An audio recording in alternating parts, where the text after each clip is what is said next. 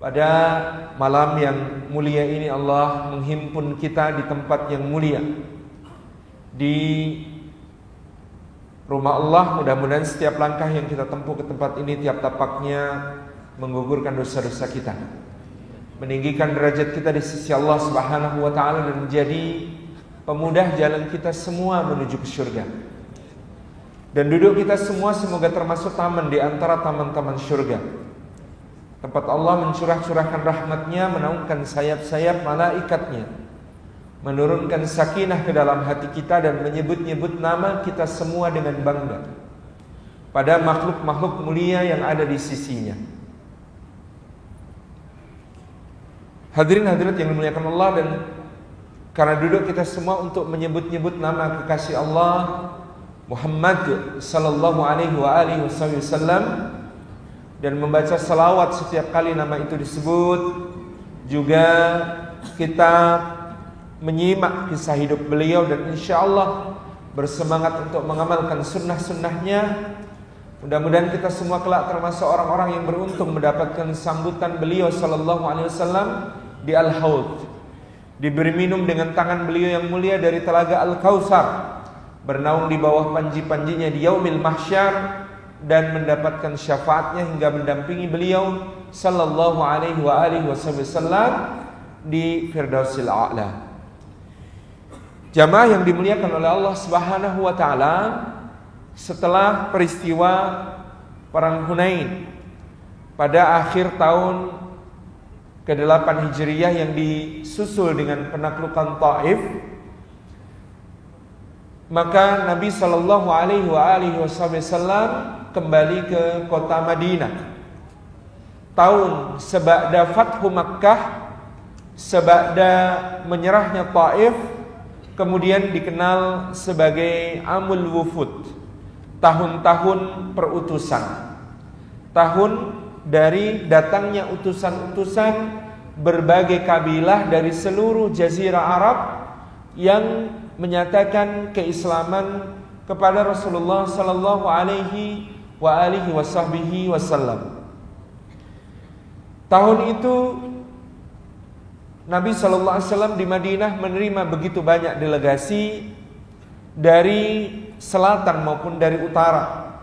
Ada dari kabilah di negeri Yaman, ada kabilah Qahtan, ada kabilah Ahmar, kemudian ada kabilah-kabilah dari negeri Syam, ada kabilah Lakhm, ada kabilah Juzam, ada kabilah-kabilah dari Najd, dari Yamamah. Di antaranya adalah delegasi Bani Hanifah. Yang di dalam delegasi Bani Hanifah ini kita singgung karena ini yang unik. Selain Sumamah bin Utsal al-Hanafi yang beriman kepada Allah dan Rasulnya sallallahu alaihi wasallam, terdapat seorang pemimpin lagi yang datang juga, namanya Musailimah al-Hanafi. Jadi pelafalan yang betul menurut kitab Al-Asma wal Kina adalah Musailimah dengan lam di kasrah. Sementara kalau saya ingat guru-guru saya dulu, guru SD, guru SMP membacanya Musailamah. Kalau kita baca dalam kitab Al-Asma wal Kina, maka yang lebih tepat adalah dengan mengkasrah huruf lam menjadi Musailimah. Nah, Musailimah al-Hanafi dari Bani Hanifah ini mendampingi Sumamah bin Utsal al-Hanafi. Kalau teman-teman ingat kisah Sumamah bin Utsal al-Hanafi, dia pernah masuk Islam di Makkah itu pada sekira tahun ke-6 ba'da perjanjian Hudaybiyah. Ketika dia berhaji ke Mekah, ketika dia beribadah menunaikan manasik di Mekah, dia menunjukkan tata cara ibadah secara Islam. Maka dia ditangkap oleh orang-orang Quraisy, kemudian digebukin rame-rame. Dia marah. Kemudian Sumamah bin Utsal al-Hanafi berkata kepada penduduk Mekah, demi Allah, mulai hari ini tidak akan ada satu biji pun gandum, jelai ataupun buah-buahan dari Yamamah yang akan sampai ke Makkah tanpa izin Rasulullah sallallahu alaihi wasallam. Di Sumamah bin Usal Al-Hanafi memembargo, memboikot kota Mekah. Lalu dia pulang ke negerinya. Dan betul, sejak hari itu tidak ada satu biji pun dari buah-buahan, jelai-jelaian, gandum-ganduman yang biasanya adalah Yamamah ini pensuplai terbesarnya yang datang ke Mekah, sehingga kota Mekah dilanda paceklik. Sehingga tahun ke-7 Hijriyah, Abu Sufyan bin Harb pemimpin Mekah terpaksa menghadap Nabi sallallahu alaihi wasallam dan mengatakan, "Wahai Muhammad, engkau membunuh lelaki-lelaki kami dengan peperangan dan engkau membunuh perempuan dan anak-anak kami dengan kelaparan." Rasulullah SAW tidak tahu menahu tentang embargo tersebut. Lalu beliau bertanya, "Ada apa sebenarnya?" Orang yang telah mengikutimu namanya Sumamah bin Usal Al-Hanafi kesal kepada kami. Lalu dia bersumpah bahwa tidak ada satupun biji-bijian dari Yamamah yang akan sampai ke Mekah. Sehingga anak-anak kami hari-hari ini memakan kulit-kulit, memasak tulang-tulang, dan menumbuk akar-akar pohon untuk makanan mereka. Kata Abu Sufyan bin Harb. Subhanallah, kata Nabi SAW, aku tidak tahu menahu tentang hal ini. Kemudian beliau SAW langsung menulis surat untuk Sumamah bin Usal Al-Hanafi, memohon agar Sumamah memaafkan penduduk Mekah. Kemudian dia mengizinkan biji-bijian Yamamah kembali ke Mekah. Jadi ini ada kisah tentang embargo dagang, boikot yang dilancarkan oleh Sumamah bin Usal Al-Hanafi untuk penduduk Mekah. Nah, Sumamah membawa banyak sekali penduduk Yamamah pada tahun ke-9 itu datang menghadap Nabi sallallahu alaihi wasallam untuk menyatakan keislaman mereka, dan termasuk di antara yang dia bawa satu pemimpin lain namanya Musailimah Al-Hanafi. Yang menarik, ketika Musailimah menjumpai Nabi sallallahu alaihi wasallam, dia langsung berkata, "Wahai Muhammad, berbagilah urusan ini denganku." Kata Nabi sallallahu alaihi wasallam, "Apa maksudmu?" "Jadilah engkau nabi untuk Hijaz, aku akan menjadi nabi untuk Najd." Kata Nabi sallallahu alaihi wasallam, "Aku tidak mengetahui bahwa Allah membagi-bagi urusan dengan cara seperti itu. Kenabianku bukan dari kehendakku, kerasulanku adalah wahyu dari Allah. Maka wahai Musailimah, tidak ada pembagian seperti itu di dalam Islam." Maka kalau begitu, kata Musailimah, akuilah aku sebagai nabi sebagaimana engkau seorang nabi. Tidak, kata Nabi SAW, demi Allah, tidak ada nabi sesudahku. Tapi Musailimah Al-Kadzab, yang kemudian dijuluki Al-Kadzab karena banyak berdusta, pulang nekat dia memproklamasikan dirinya menjadi nabi ketika pulang dari wufud, dari perutusan di tahun ke-9 itu. Sehingga Musailimah ini nanti akan diperangi oleh Sayyidina Abu Bakar As-Siddiq radhiyallahu anhu selaku khalifah Rasulullah sallallahu alaihi wasallam, dan akhirnya dia tewas beserta seluruh bala tentaranya di benteng-benteng Yamamah. Dan yang membunuh Musailimah Al-Kadzab adalah orang yang berusaha menebus kesalahannya karena pernah membunuh paman yang sangat disayang Rasulullah SAW, yaitu Hamzah. Pembunuh Hamzah, Wahsy, bersumpah, "Demi Allah, aku telah membunuh seorang yang paling mulia dengan lembingku ini. Maka dengan lembing ini pula aku akan membunuh orang yang paling hina, orang yang paling buruk." Dan itu adalah Musailimah Al-Kadzab. Ini adalah amal wufud. Nah, amal wufud ini, tahun-tahun perutusan yang diterima oleh Nabi sallallahu alaihi wasallam ini diperkuat dengan peristiwa yang disebut sebagai Ghazwatut Tabuk. Kata Imam Al-Bukhari di dalam sahihnya, beliau menulis satu bab, judulnya Bab Ghazwatut Tabuk wahya Ghazwatul Usrah. Ini bab tentang perang Tabuk, dan perang Tabuk ini adalah perang Al-Usrah atau perang yang sulit. Perang Tabuk adalah sebuah konfrontasi yang terjadi antara kaum muslimin dengan kekaisaran Romawi. Apakah Kekaisaran Romawi telah mendengar tentang Islam? Ya. Kapan?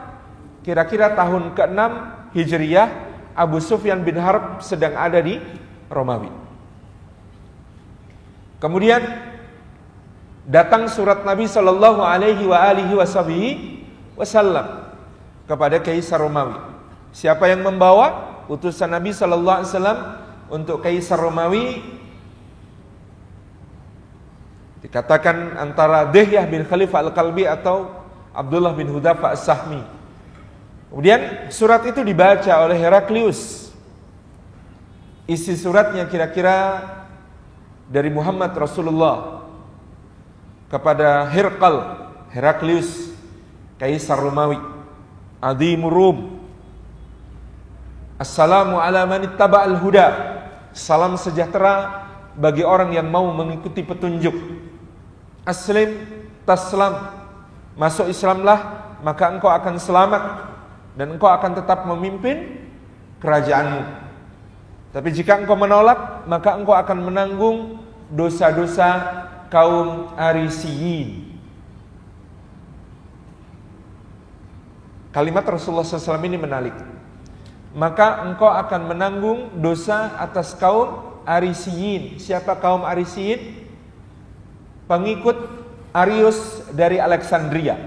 Dalam konsili Nikea itu nama Romawi untuk sebuah kota di Kekaisaran Romawi pada masa itu. Sekarang kalau Anda mencari di peta agak sulit mencari Nikea.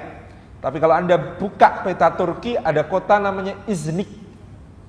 Nah, kota Nikea itu bahasa Turkinya kota Iznik. Di kota Iznik itulah terjadi konsili Nikea, perumusan dasar-dasar kekristenan pada tahun 325 Masehi di masa pemerintahan Kaisar Konstantin Agung.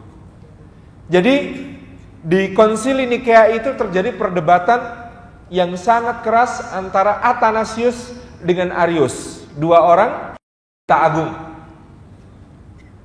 Yang Athanasius memperjuangkan konsepsi Trinitas yang kita kenal sekarang, sementara Arius dari Alexandria mempertahankan konsep monoteisme, Nasrani Muwahhidin. Ternyata kekaisaran berpihak kepada Athanasius. Maka sejak konsili Nikea, kemudian diikuti konsili-konsili berikutnya, dasar-dasar kekristenan semakin dikokohkan. Lalu pengikut Arius dari Alexandria di mana-mana dipersekusi. Bukan cuma dilarang pengajian persekusinya, tapi sampai banyak yang dibunuh dan dibantai. Maka ketika Rasulullah SAW mengatakan kepada Heraklius, Kaisar Romawi, atasmu dosa yang pernah dilakukan oleh nenek moyangmu, yaitu Konstantin the Great, Konstantin Agung, kepada kaum Arisiyin, kaum Arius dari Alexandria. Itu ancaman Nabi SAW kepada Heraklius. Membaca surat itu, Heraklius langsung bertanya kepada pembesar-pembesarnya, ada yang bisa mencarikan untukku orang Arab yang sedang ada di sini, yang berasal dari Mekkah? Maka kemudian dicarilah orang-orang Mekkah. Ternyata rombongannya Abu Sufyan sedang ada di kota itu. Disebutkan gitu, kota itu adalah kota Damaskus, kota kesayangan Heraklius di negeri Syam. Dipanggil, lalu kemudian rombongan Abu Sufyan ditanya, siapakah di antara kalian yang paling dekat kekerabatannya dengan orang yang mengaku sebagai nabi ini? Abu Sufyan langsung ngacung mengatakan, saya yang paling dekat kekerabatannya dengan orang yang mengaku nabi itu. Ada beberapa jalur kekerabatan yang dekat sekali Abu Sufyan dengan Nabi sallallahu alaihi wasallam. Satu, Ummu Habibah binti Abi Sufyan, anak beliau, anaknya Abu Sufyan, dinikahi Rasulullah. Berarti Rasulullah itu menantunya. Dua, Abu Sufyan bin Harb itu punya saudari namanya Ummu Jamil binti Harb bin Umayyah. Ummu Jamil dinikahi oleh pamannya Nabi sallallahu alaihi wasallam namanya Abu Lahab. Kemudian nanti ada beberapa sambungan lagi nasab ke atas yang kemudian menunjukkan kedekatan Abu Sufyan dengan Nabi Sallallahu Alaihi Wasallam. Maju Abu Sufyan ditanya, kamu orang yang paling dekat dengan Nabi itu? Iya. Abu Sufyan nanti akan menceritakan ketika dia sudah masuk Islam. Pada saat itu kalau aku mau berbohong, maka aku bisa berbohong kepada Heraklius. Tetapi aku adalah orang Arab, aku adalah pemuka Bani Umayyah, aku adalah pemimpin kota Mekah. Maka aku menjunjung tinggi kejujuran. Ini pengakuan Abu Sufyan. Heraklius bertanya, katakan kepadaku, apakah orang yang mengaku Nabi ini berasal dari keturunan raja-raja ataukah bukan? Kata Abu Sufyan, bukan. Dia bukan dari keturunan raja-raja. Pertanyaan kedua, apakah yang mengaku Nabi ini pengikutnya orang-orang kaya atau orang-orang miskin, orang-orang kuat atau orang-orang lemah? Kata Abu Sufyan bin Harb, dia berpengikut orang-orang yang lemah mayoritasnya. Pertanyaan berikutnya, apakah yang mengaku Nabi ini berasal dari keturunan yang mulia ataukah berasal dari keturunan yang hina? Kalimat ini berarti apakah dia keturunan dari orang baik-baik ataukah dia pernah jadi anak zina atau dari garis keturunannya ada orang yang berzina. Maka Abu Sufyan mengatakan dia keturunan paling mulia di antara yang paling mulia di tengah kami. Pertanyaan berikutnya, apakah kamu pernah berperang dengan dia? Kata Abu Sufyan, iya. Bagaimana skornya peperangan antara kamu dengan dia? Kata Abu Sufyan, kadang-kadang kami kalah, kadang-kadang kami menang. Baik, kata Abu Sufyan.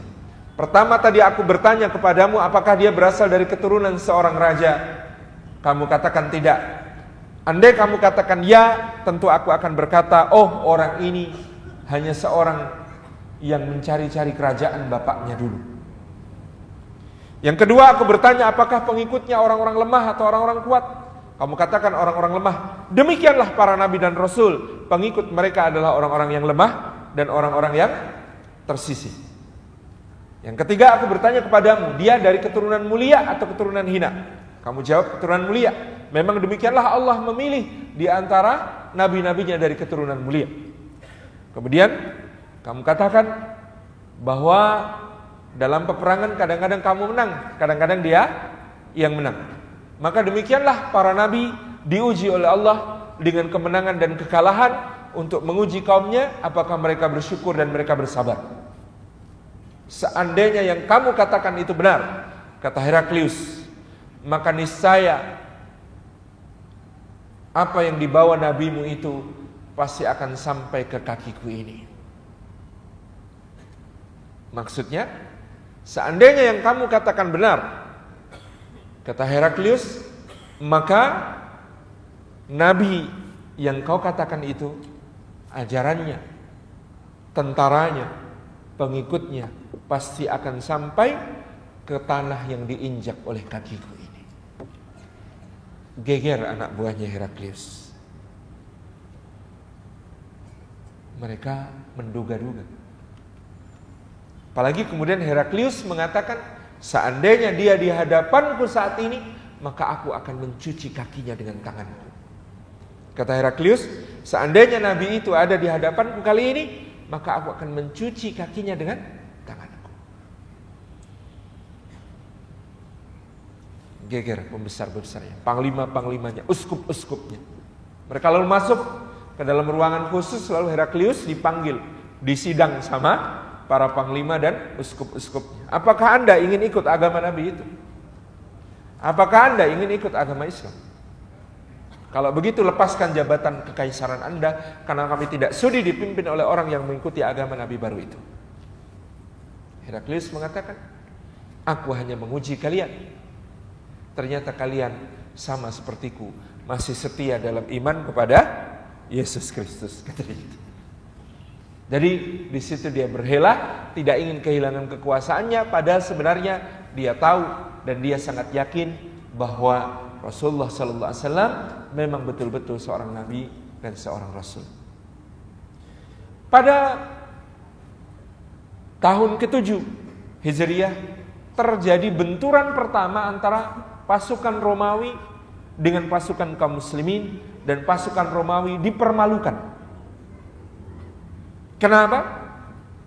Karena pasukan Romawi berkekuatan hampir 200.000 orang, sementara pasukan kaum muslimin hanya berkekuatan 3.000 orang. Siapa yang memimpin pasukan kaum muslimin ini? Di satu pertempuran yang disebut sebagai Mu'tah. Perang Mu'tah dipimpin oleh 3 sahabat Nabi Shallallahu Alaihi Wasallam yang tiga-tiganya gugur sebagai syahid. Yang pertama adalah Zaid bin Harisah, yang kedua Ja'far bin Abi Talib, yang ketiga Abdullah bin Rawahah. Tiga-tiganya gugur sebagai syuhada. Kemudian ada seorang sahabat yang melihat panji-panji Islam telah jatuh, dia ambil, kemudian dia berikan kepada Khalid bin Al-Walid radhiyallahu anhu. Khalid membawa panji itu lalu memimpin pasukan kaum muslimin. Pada awalnya dia tidak percaya diri. Saya baru saja masuk Islam. Kamu yang paling pintar perang, kata yang lain. Udah pegang, pimpin kami, kata kaum muslimin.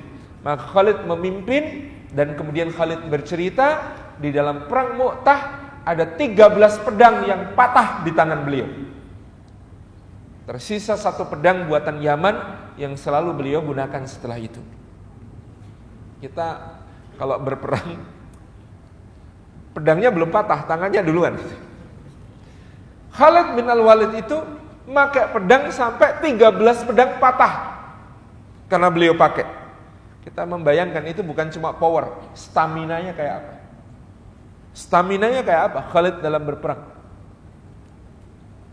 13 pedang patah di tangan beliau. Beliau mengubah formasi pasukan. 3.000 ini diatur sedemikian rupa, yang kemarin di depan taruh belakang, yang kemarin di kiri taruh di kanan. Dibalik semuanya, sehingga pasukan Romawi mengira kaum muslimin sudah dapat reinforcement, dapat bala bantuan baru. Oh, ini wajahnya beda sama yang kemarin. Pasukan baru ini fresh. Kemarin saja kita mati banyak.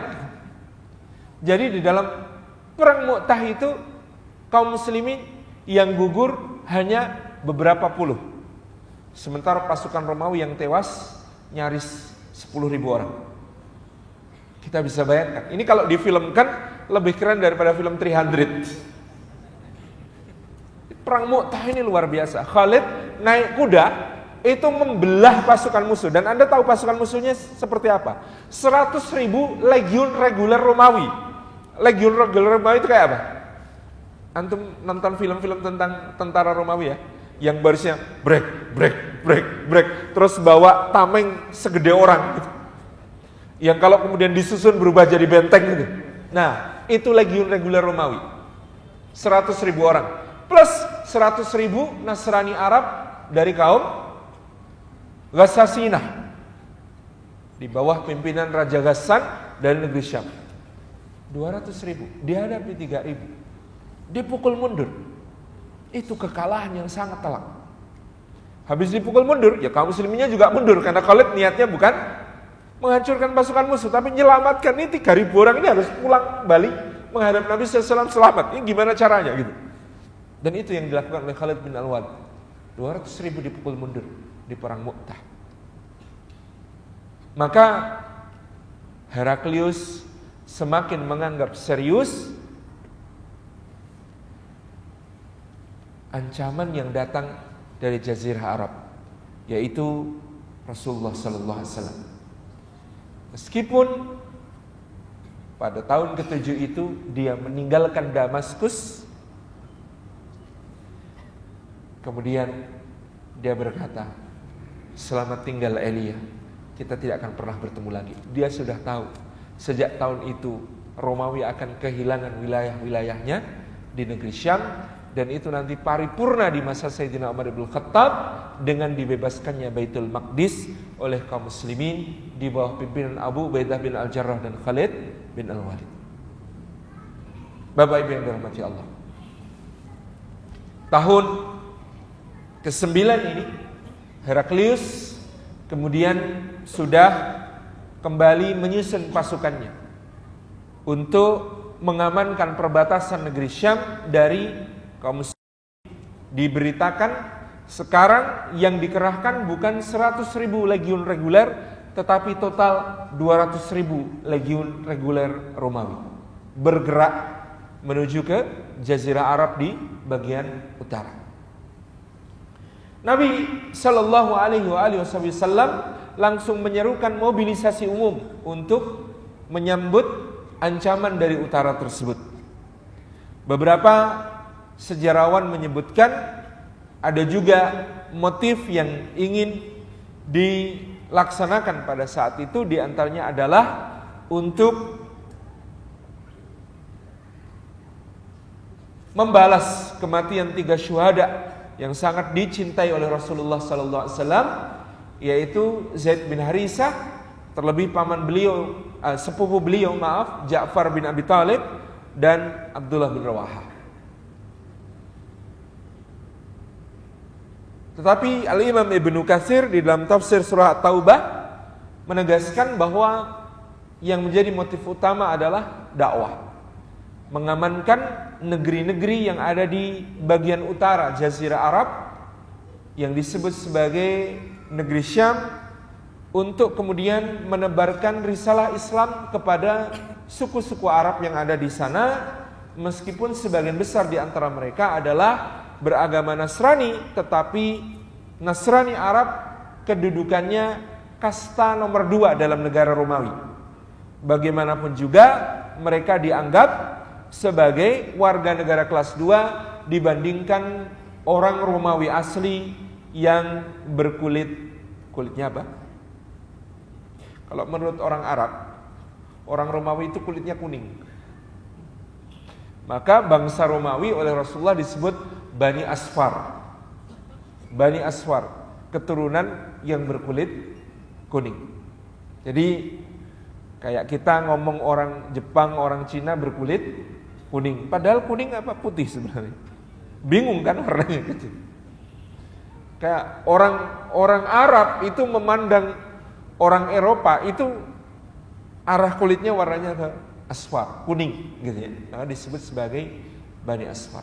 Jadi Bani Asfar dengan orang Arab di negeri Syam, tetap Bani Asfar ini warga negara kelas 1, sementara yang keturunan Arab meskipun beragama Nasrani mereka kelas 2, sehingga mereka ini dalam keadaan terjajah dan terdolimi. Sehingga ketika Rasulullah SAW membawakan Islam yang merupakan risalah pembebasan untuk mereka, mereka akan menyambut dengan sangat baik. Mereka akan menyambut dengan sangat indah. Seperti nanti ketika Abu Ubaidah bin Al-Jarrah, panglima muslimin yang disebut Rasulullah sebagai Aminu hadhil ummah, orang terpercayanya umat ini, itu beliau pernah terpaksa mundur dari satu daerah ke wilayah yang lebih dalam, menghindari gempuran tentara Romawi yang jumlahnya sangat besar. Ketika itu penduduk setempat yang dikuasai oleh Abu Ubaidah itu nangis. Ditinggalkan Abu Ubaidah itu mereka nangis. Kenapa? Kami lebih rela diperintah oleh kalian yang berbeda agama dengan kami, tapi kalian memperlakukan kami dengan begitu baik dan begitu adil, daripada orang-orang Romawi yang seagama dengan kami tetapi mereka zalim dan menindas kepada kami. Jadi ini realita yang terjadi di negeri Syam pada saat itu, bahwa kaum Nasrani Arab diperlakukan sebagai warga negara kelas 2 oleh Romawi, dan ini akan menjadi entry point dakwah yang sangat kuat bagi Rasulullah SAW dan para sahabat. Nabi SAW menyerukan keberangkatan umum pada perang Tabuk, dan dalam perang Tabuk ini mobilisasinya bersifat fardhu ain, tidak ada pengecualian, semua diperintahkan Nabi SAW untuk berangkat, kecuali Sayyidina Ali bin Abi Thalib. Sayyidina Ali sejak awal diplot oleh Rasulullah SAW, kamu tetap di Madinah didampingi Abdullah bin Ummi Maktum memimpin kota Madinah. Sayyidina Ali nyaris menangis. Ya Rasulullah, teganya engkau meninggalkan aku bersama wanita dan anak-anak di kota ini. Karena ini mobilisasi umum, semua berangkat. Sayyidina Ali yang terkenal sebagai orang yang pemberani di medan perang malah disuruh untuk menjadi pemimpin sementara kota Madinah, menggantikan Rasulullah SAW, memimpin wanita, anak-anak, orang jompo, orang sakit. Kata Sayyidina Ali, tega sekali ya Rasulullah, aku disuruh tinggal bersama anak-anak dan orang tua dan perempuan-perempuan. Kata Nabi SAW, wahai Ali, tidakkah engkau suka bahwa kedudukanmu di sisiku seperti kedudukan Harun alaihissalam di sisi Musa alaihissalam, hanya saja tidak ada nabi sesudah aku. Jadi ini akan menjadi salah satu riwayat tentang keutamaan Sayyidina Ali bin Abi Thalib. Beliau ditinggalkan Rasulullah memimpin kota Madinah selama beliau memimpin Ghazwatut Tabuk, gitu ya. Karena dengan itu Nabi SAW menempatkan untuk menghibur Sayyidina Ali, karena sedih banget itu. Anda senang perang tapi disuruh mimpin ibu-ibu sama anak-anak di kota Madinah, nggak diikutkan dalam barisan, itu tuh sedih banget gitu. Itu Rasulullah menghibur dengan kata-kata, tidakkah engkau suka kedudukanmu di sisiku seperti kedudukan Harun alaihissalam di sisi Musa alaihissalam. Jadi pelajaran ini untuk kita fahami, yang namanya berjamaah itu ditempatkan dimanapun harus siap. Sayyidina Ali itu ya cocoknya di garis depan, bawa Dzulfiqar gitu ya. Anda tahu Dzulfiqar itu pedangnya berbentuk seperti apa? Seperti lidah, bercabang di bagian ujung.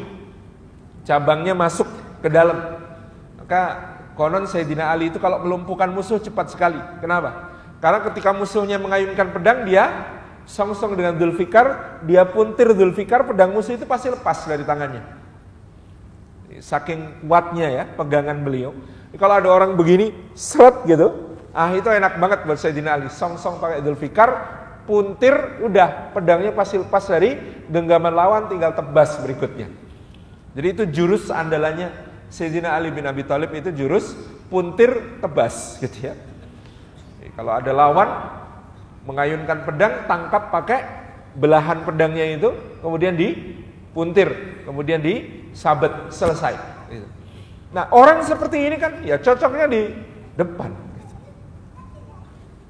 Tapi ternyata oleh Rasulullah SAW diletakkannya di barisan, malah ditinggal di Madinah ngurusin perempuan dan anak-anak. Tapi mungkin Rasulullah SAW ya, sudah diberikan oleh Allah Subhanahu wa taala pemahaman penting bahwa ini nanti pasukan ke Tabuk itu betul-betul ujian keimanan bagi orang-orang mukmin. Karena ternyata di depan nanti tidak jadi perang kok. Romawinya sudah ketakutan dan menarik mundur pasukannya menuju ke bagian Syam yang lebih ke utara, mendengar kedatangan Nabi sallallahu alaihi wasallam bersama para sahabatnya. Jadi betul-betul yang namanya perang Tabuk ini oleh para ulama disebut sebagai ujian iman paripurna yang diberikan oleh Allah melalui Rasulnya SAW sebelum wafat beliau SAW. Mobilisasi umum, berangkat semuanya.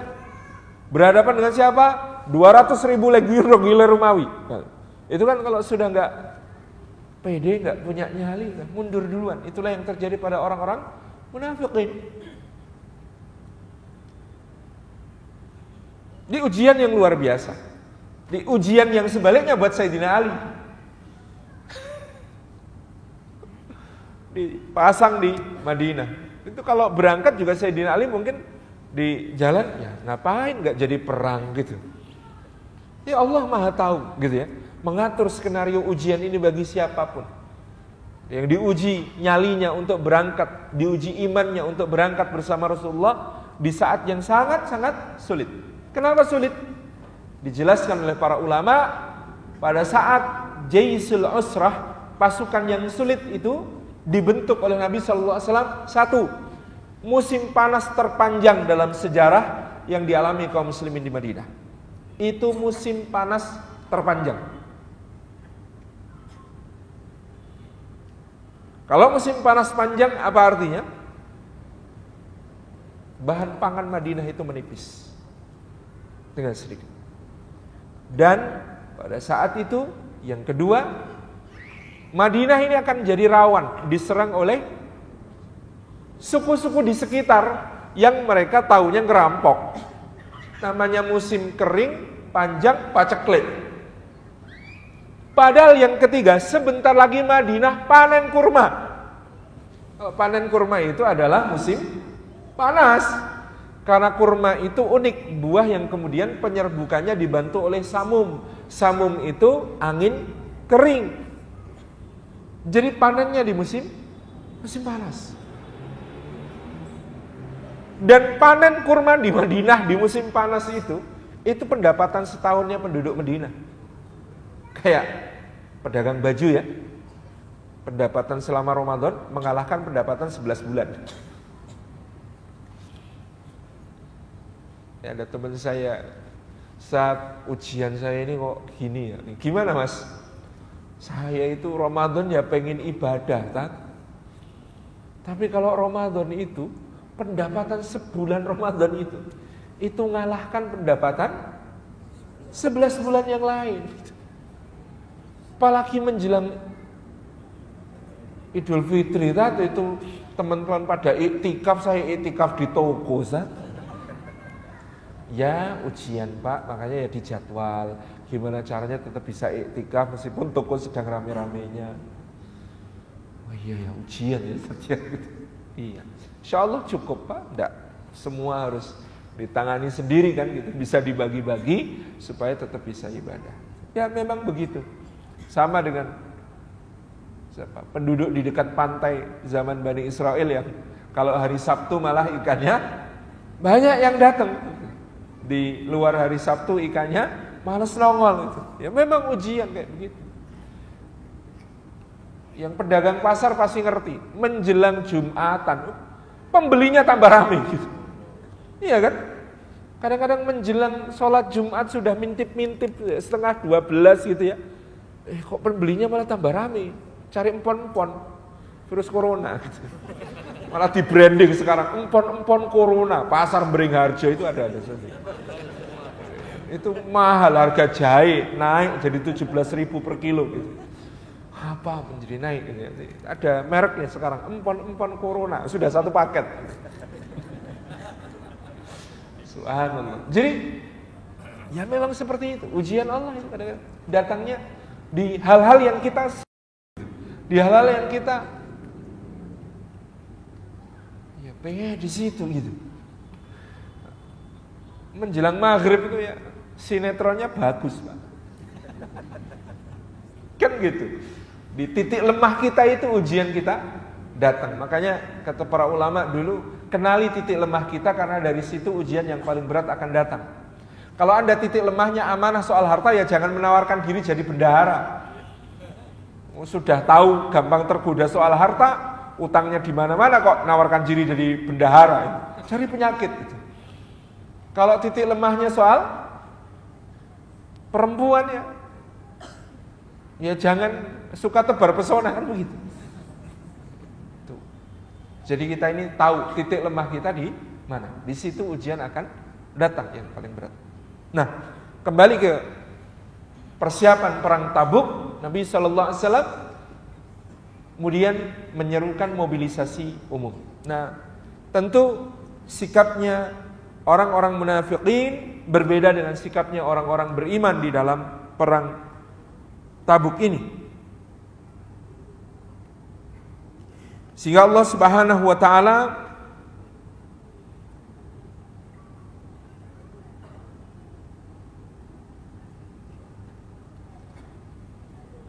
memberikan gambaran di surah At-Taubah tentang seperti apa hiruk pikuk persiapan perang Tabuk itu, di mana kaum muslimin berlomba-lomba untuk memberikan yang terbaik di dalam perjuangan.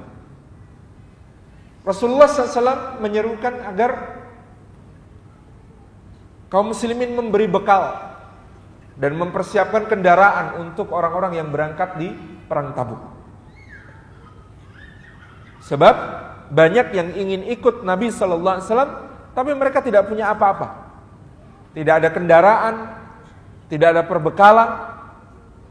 Mereka adalah kaum muslimin yang fuqara dan masakin, tetapi sangat ingin ikut karena ini adalah mobilisasi umum, siapapun harus berangkat. Maka mereka menghadap Nabi SAW, ya Rasulullah, kami akan berikan jiwa kami berikan nyawa kami untuk perjuangan ini, tetapi kami tidak memiliki perbekalan maupun kendaraan. Maka Nabi SAW berdiri di tengah khalayak. Beliau SAW bersabda, barang siapa memberi perbekalan kepada pasukan yang sulit ini, maka baginya surga. Sayyidina Utsman ibn Affan radhiyallahu anhu berdiri. Beliau berkata, ya Rasulullah, atas tanggunganku 1000 orang. Apa yang dimaksud atas tanggunganku? Kendaraannya, perbekalannya, plus Sayyidina Utsman menambahkan kebaikan yang luar biasa. Beliau membagikan nafkah untuk keluarga yang ditinggalkan. Jadi atas tanggunganku 1000 orang, kata Utsman. Itu berupa kendaraan, perbekalan, plus nafkah untuk keluarga yang ditinggalkan. Maka Nabi SAW berkata, la yadurru ibn Affan ma'amila min ba'dal yawm. Tidak akan membahayakan Utsman apapun yang dilakukannya setelah hari ini. Karena Nabi SAW tawarkan lagi, siapa yang membekali jaisul usrah, maka baginya surga. Sayyidina Utsman ternyata ngacung lagi, ya Rasulullah, saya tambahkan 1000 orang lagi dalam tanggungan saya. Karena Nabi SAW berkata lagi, tidak akan membahayakan Utsman apapun yang dilakukannya setelah hari ini. Nabi SAW bersabda lagi, siapa yang menanggung jaisul usrah, baginya surga. Sayyidina Utsman berdiri lagi mengatakan, ya Rasulullah, sesungguhnya saya tanggung 1000 orang lagi.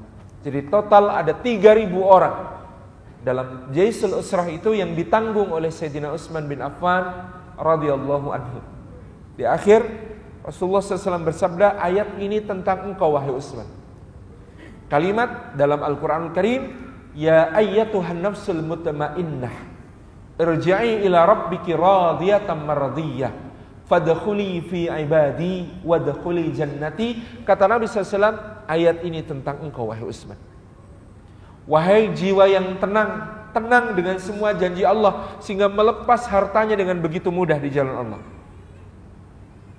Kembalilah kepada Rabbmu dalam keadaan ridha, lagi diridainya, maka masuklah ke dalam golongan hambaku dan masuklah ke dalam syurgaku. Inilah kabar gembira bagi Sayyidina Utsman ibn Affan. Meskipun di akhir hayat beliau difitnah, di akhir hayat beliau dizalimi, di akhir hayat beliau diperlakukan sedemikian keji oleh sebagian kaum muslimin yang terfitnah, maka Allah telah memberikan kabar gembira bahwa kematian Sayyidina Utsman adalah kematian yang diridhai.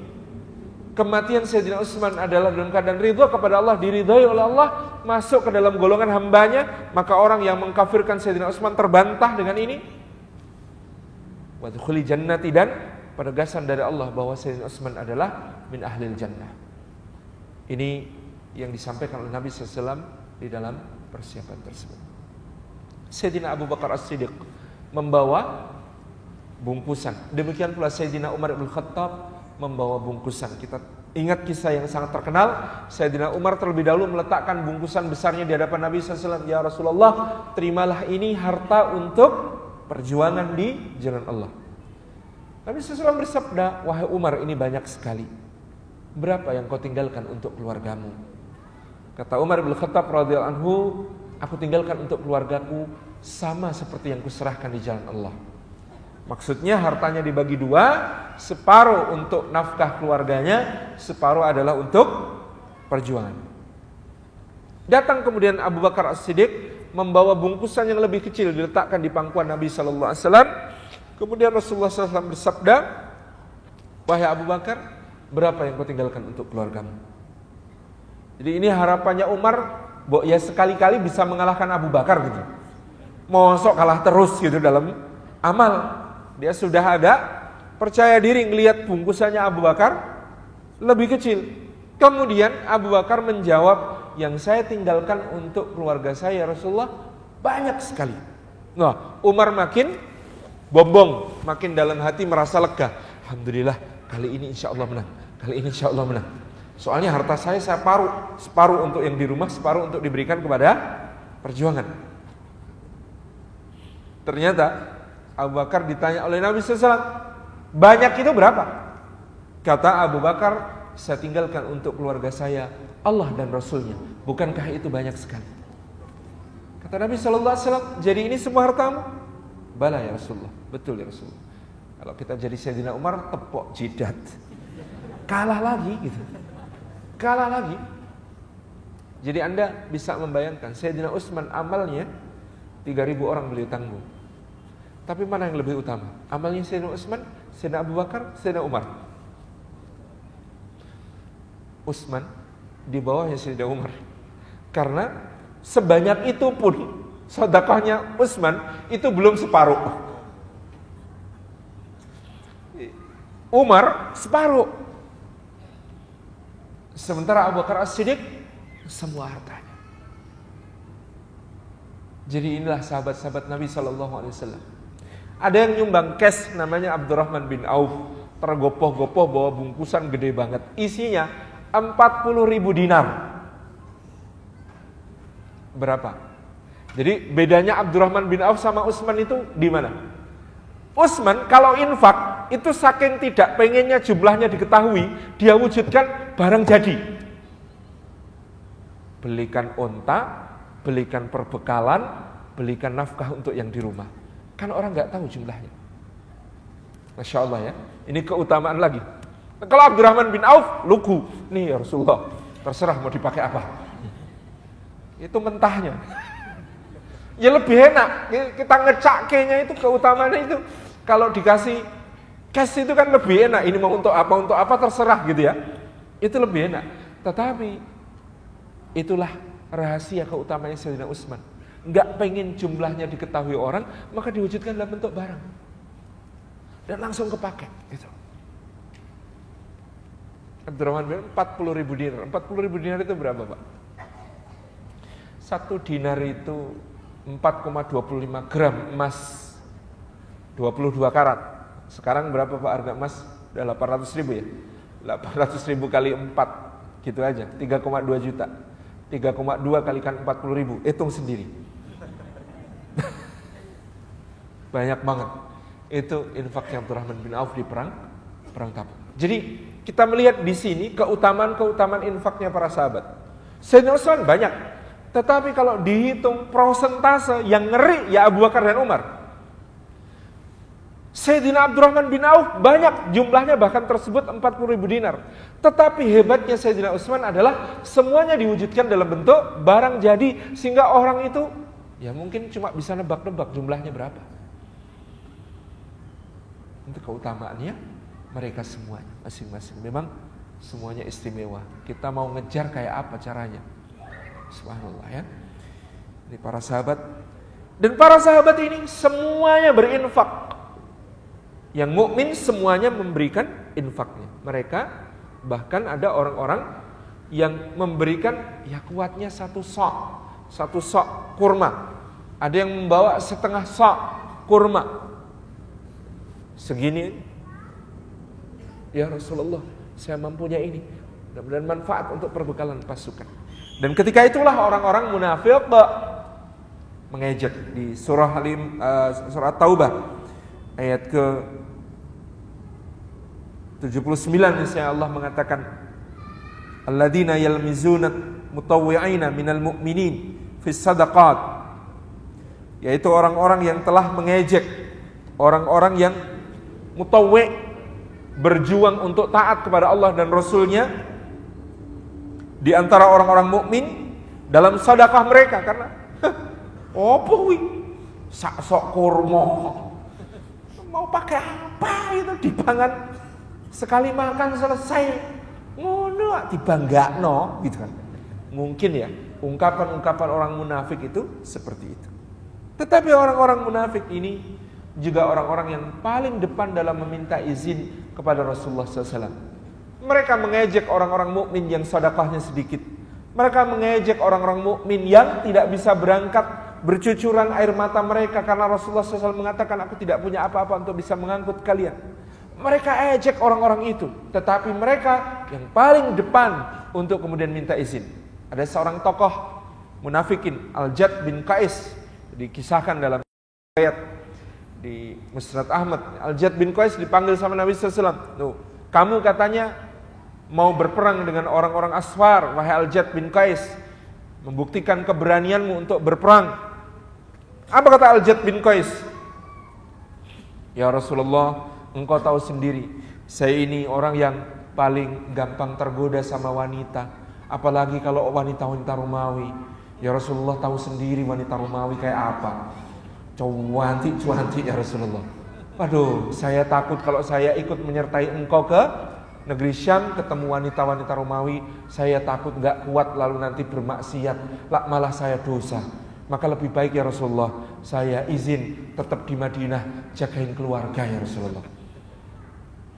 Satu demi satu orang munafikin mengajukan udhurnya. Sampai Allah mengatakan, kalau saja laukana aradan qariban wa safaran qasidan lattaba'uk.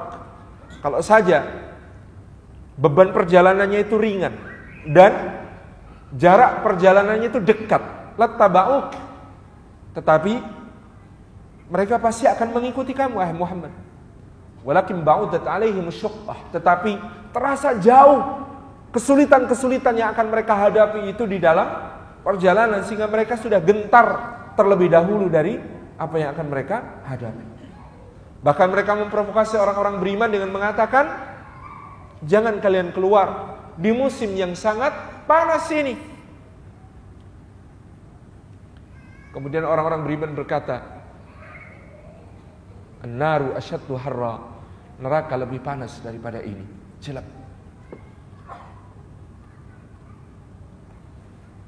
Dan provokasi-provokasi munafik tidak cuma di kalangan laki-laki, Bapak Ibu yang dirahmati Allah, bahkan juga di kalangan perempuan. Wanita-wanita munafikah itu juga memprovokasi wanita-wanita beriman.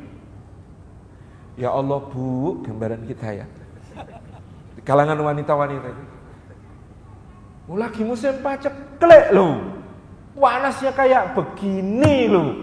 Lagi pula Madinah ini, ya sebentar lagi suku-suku sekitar kita bisa jadi para bandit-bandit, perampok-perampok. Lah kok mau ditinggal lagi sama suami? Walah bu, kalau saya ndak kuat kayak sampean Bu. Apalagi itu, wah ya Allah, anaknya masih kecil-kecil kayak gitu. Suaminya tega-teganya ninggalin. Nah ini perintah Allah dan Rasulnya. Berarti yang nggak punya perasaan yang ngasih perintah, ya toh Bu. Parah itu Bu. Jadi ini provokasi-provokasi di kalangan ibu-ibu juga terjadi. Wanita-wanita munafikah juga memprovokasi wanita-wanita mukminah. Apa yang dikatakan wanita-wanita mukminah? Satu riwayat menarik. Innama dhahabal akal wa baqiyar razzaq. Apa kata wanita-wanita mukminah? Ini kalimatnya luar biasa. Innama dhahabal akal. Bu, yang pergi itu cuma tukang makan. Ini bukan melecehkan suami. Yang pergi itu cuma tukang makan, wa baqiyar razzaq, yang maha memberi rizki tetap di sini kok nggak pernah meninggalkan kami. Masya Allah ya. Jadi wahai para suami, bagi wanita mukminah, kalian itu cuma tukang makan.